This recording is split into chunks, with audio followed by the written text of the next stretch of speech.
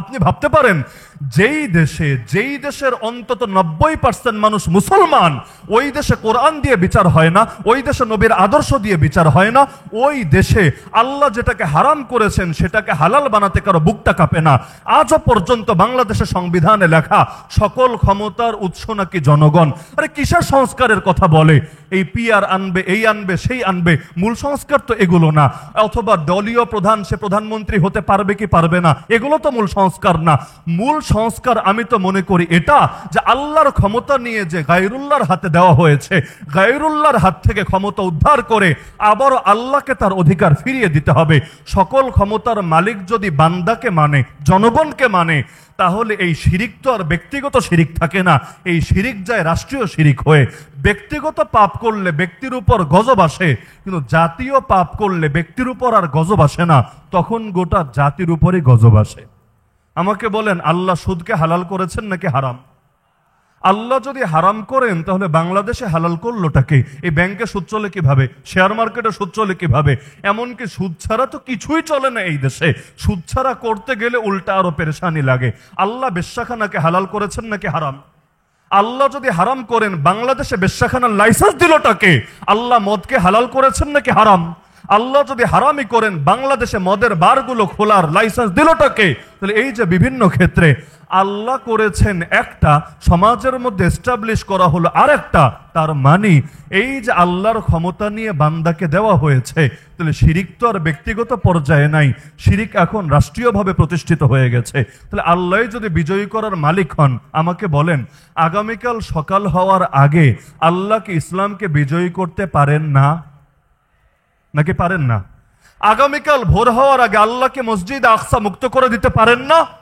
আগামীকাল ভোর হওয়ার আগে বাবরি মসজিদকে আল্লাহ পুনরায় আবাদ করে দিতে পারেন নাকি পারেন না?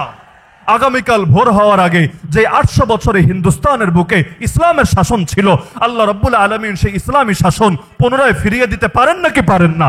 এমনকি এই বাংলা অতীত যুগে একসময় এখানে কালেমার পতাকা উড়েছিল। কিভাবে?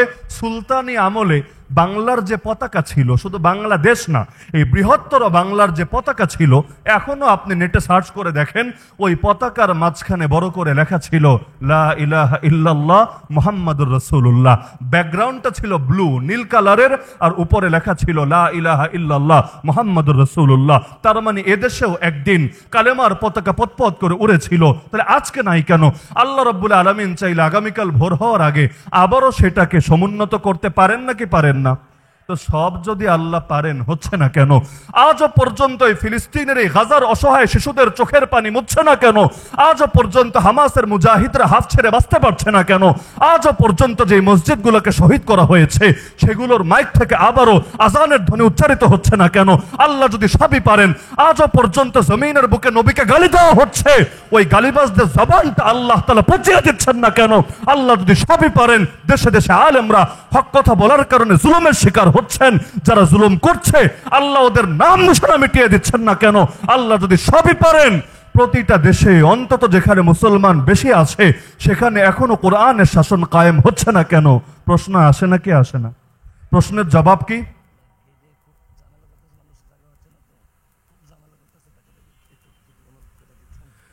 গেইটে সম্ভবত অনেক ধাক্কাধাক্কি হচ্ছে জায়গা না হওয়ার কারণে। আসলে জায়গা ভেতরেও নেই, আপনারা কষ্ট করে ভেতরে আসার চেষ্টা করেও লাভ নেই, জায়গা সংক্ষিপ্ত।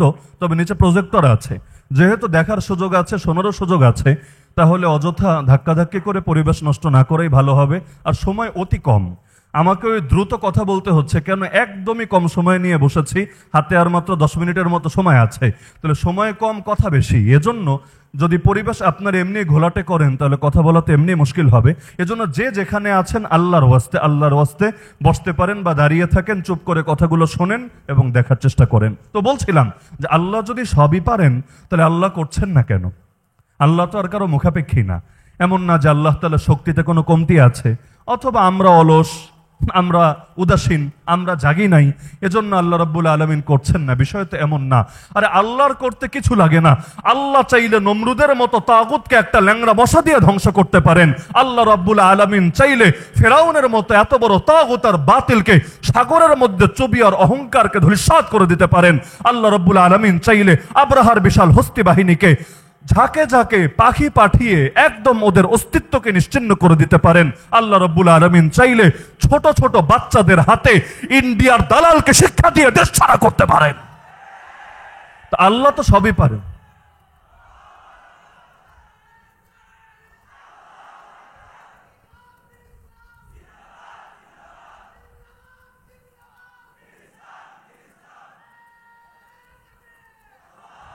তা আল্লাহ তো সবই পারেন, তারপর হচ্ছে না কেন? এইটাই হলো মূল বিষয়। আরে আমার নবীর গা থেকে এক ফোঁটা রক্ত ঝরানো ছাড়াই আল্লাহ প্রথম দিনেই তার আদেশের মাধ্যমে ইসলামকে বিজয়ী করে দিতে পারতেন। ইসলাম বিজয়ী হওয়ার জন্য তয়েফের ময়দানে গিয়ে আমার নবী রক্তাক্ত হবেন, বদরে গিয়ে আমার নবী সাল্লাল্লাহু আলাইহি ওয়াসাল্লাম তিনি এত বিশাল পরীক্ষার সম্মুখীন হবেন, উহুদের ময়দানে তার দাঁত শহীদ হবে, তার আপন চাচার বুক চিরে কলিজা বের করে চিবিয়ে খাওয়া হবে। এত এত পরীক্ষা নেওয়া ছাড়াই আল্লাহ পারতেন প্রথম দিনই তার এক আদেশে ইসলামকে বিজয়ী করে দিতে। কিন্তু আল্লাহ রাব্বুল আলামিন এটাকে তার নিজাম বানান নাই। এক হলো কুদরত আর এক হলো সুন্নত। এক হলো কুদরত আর এক হলো সুন্নত। কুদরত মানে হলো ক্ষমতা। আমার আল্লাহর ক্ষমতার কোনো শেষ নাই, কোনো পরিসীমা নাই।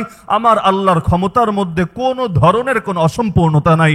ইন্নাল্লাহা আলা কুল্লি শাইইন কাদির, নিশ্চয়ই আল্লাহ সর্ব বিষয়ে পরিপূর্ণ ক্ষমতাবান। আলা ইন্নাল কুওয়াতা লিল্লাহি জামিআ, জেনে রেখো সমস্ত শক্তির মালিক একমাত্র আল্লাহ। আল্লাহর কুদরতে কোনো কমতি নাই। কিন্তু আল্লাহ তাআলা একটা নিজাম বানিয়েছেন, একটা সিস্টেম বানিয়েছেন, একটা সুন্নাত বানিয়েছেন। সেটা হলো কাতিলুহুম ইউআযিবহুমুল্লাহু বিআইদিকুম। বান্দা, আযাব তো আল্লাহই দিবে, কিন্তু আল্লাহ এখন থেকে তোমাদের হাতে আযাব দিবে।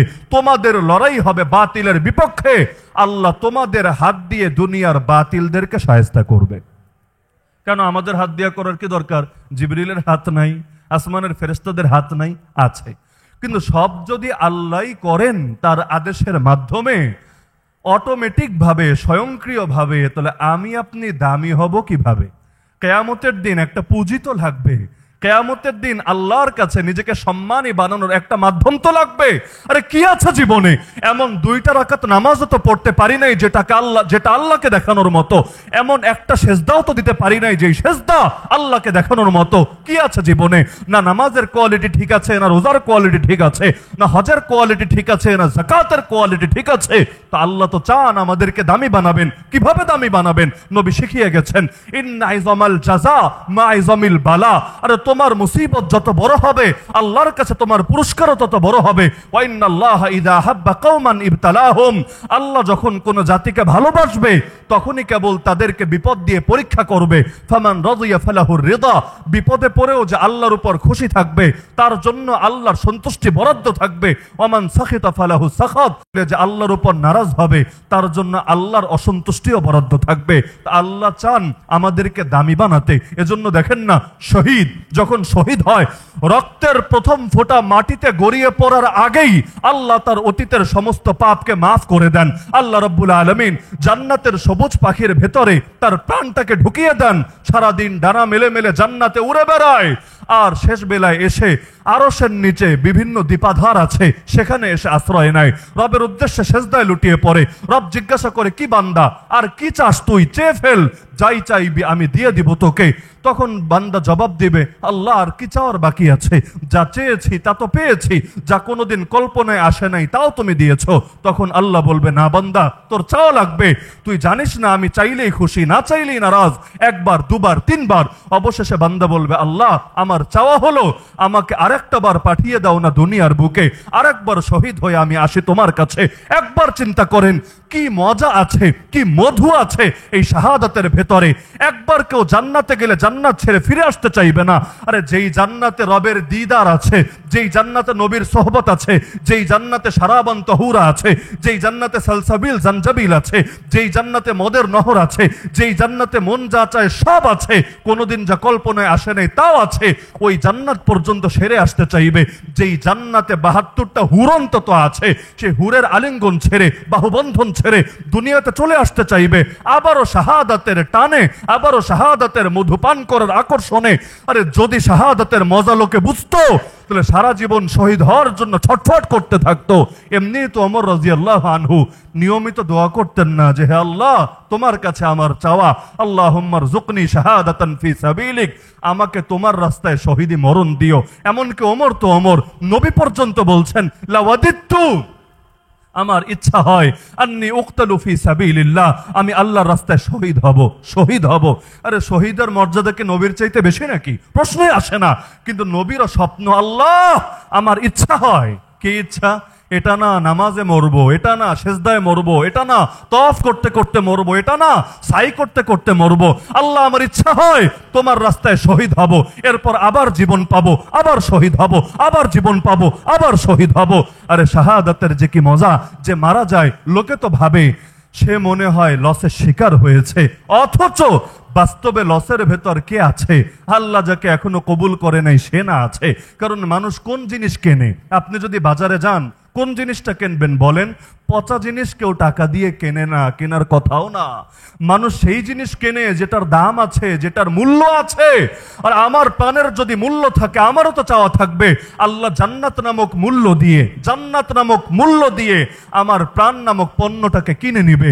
এজন্য খালিদ বিন ওয়ালিদ, সালাহুদ্দিন আইয়ুবী তারা মৃত্যুর সময় এই আফসোসিত করে গেছেন, আল্লাহ আমার কোলের উপর কত মানুষ শহীদ হলো, কত মানুষ জীবনের শেষ নিঃশ্বাস ত্যাগ করলো, কিন্তু আমাদের নসিবে শাহাদাত জুটলো না, আমাদের এখন সাধারণ মানুষের মতো মরতে হচ্ছে।